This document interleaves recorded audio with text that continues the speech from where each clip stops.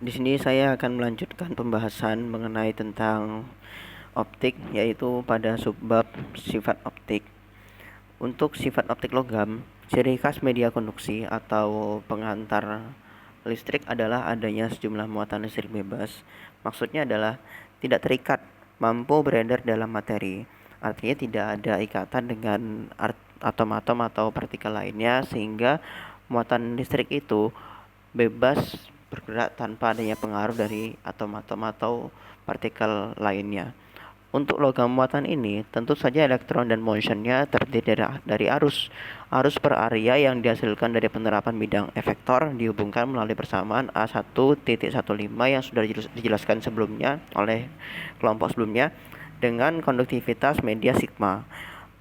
Nah, untuk sebuah dielektrik bebas atau konduksi elektron dan sigma sama dengan 0, sedangkan untuk logam adalah 0 dan terbatas. Sebaliknya, konduktor sempurna yang diidealkan akan memiliki konduktivitas tak terhingga. Ini sama dengan mengatakan bahwa elektron didorong ke dalam osilasi oleh gelombang harmonik dan hanya akan mengikuti pergantian medan. Tidak akan ada gaya pemulihan, tidak ada frekuensi alami, dan tidak ada penyerapan. Yang ada hanyalah emisi ulang atau maksudnya adalah yang ada hanyalah pancaran ulang. Dalam logam nyata, elektron konduksi mengalami tumbukan dengan kisi yang bergejolak secara termal atau dengan ketidaksempurnaan sehingga mengubah energi elektromagnetik menjadi panas Joule secara irreversibel. Penyerapan energi semut radiasi oleh suatu bahan merupakan fungsi konduktivitasnya. Kemudian selanjutnya adalah gelombang dalam logam. Jika kita memvisualisasikan media sebagai kontinu, persamaan Maxwell mengarah ke persamaan seperti berikut. Do kuadrat efektor per do x kuadrat ditambah do kuadrat efektor per do y kuadrat ditambah do kuadrat efektor per do z kuadrat sama dengan mu epsilon do kuadrat efektor ditambah do t kuadrat ditambah epsilon sigma do e vektor per do t. Persamaan A1.21 dalam koordinat kartesius, suku terakhir yaitu adalah ini, yang ini, yaitu mu sigma do vektor E per do T adalah turunan waktu orde pertama, seperti mu sigma do E vektor per do teridaman dalam model osilator yang kita bisa lihat di buku Huygens Hack pada halaman 71. Kemudian, laju perubahan waktu efektor menghasilkan tegangan arus bersirkulasi dan materialnya resitif.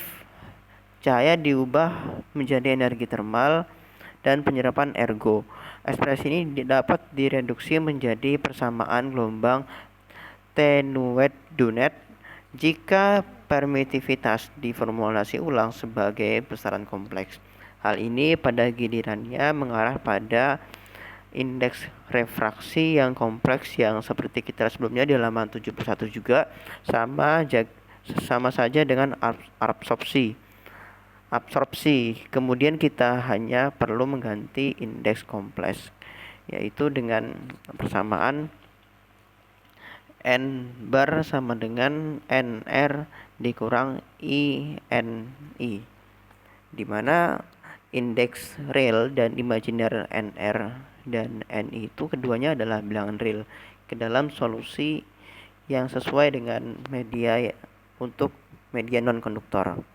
Nah, di sini kita bisa mendapatkan persamaan gelombang dengan kondisi yang batasnya sesuai dengan gelombang tersebut.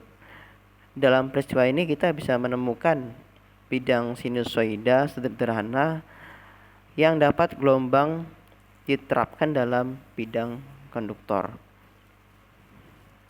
Kemudian untuk gelombang yang merambat ke arah Y biasanya ditulis sebagai berikut.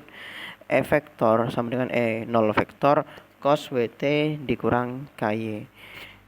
Kemudian E vektor sama dengan E0 vektor cos W dikali T dikurang N bar Y per C. Tetapi di sini indeks bias harus dianggap kompleks. menulis gelombang sebagai eksponensial dan menggunakan persamaan 4.75 yang ini, sehingga menghasilkan E vektor sama dengan E0 vektor E pangkat min W N I V per C dikali I pangkat IW T kurang NR V per C. Kemudian juga kita bisa mendapatkan E vektor sama dengan E0 vektor E pangkat min W N I dikali V per C dikali cos W T kurang NR Y per C.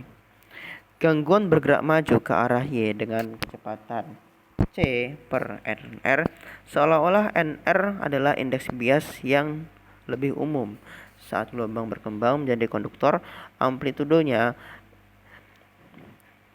N0 vektor eksponensial pangkat min W N I Y per C dilemahkan secara eksponensial. Sejauh iradiasi sebanding dengan kuadrat amplitudo, kita memiliki IY sama dengan I0 E pangkat min AY, di mana I0 sama dengan I kali 0, yaitu I0 adalah iradiasi pada Y sama dengan 0, yaitu antarmuka, dan alfa sama dengan 2 omega N I per E disebut alfa sama dengan 2 omega N I per C disebut koefisien absorpsi, atau lebih baik lagi koefisien atenuasi. Kerapatan flux akan turun pada faktor E sama dengan 1/2,7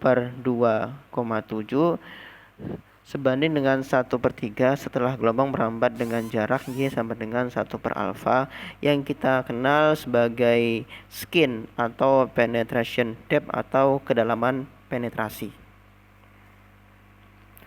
Kemudian untuk selanjutnya persamaan dispersi akan dijelaskan oleh Sekar.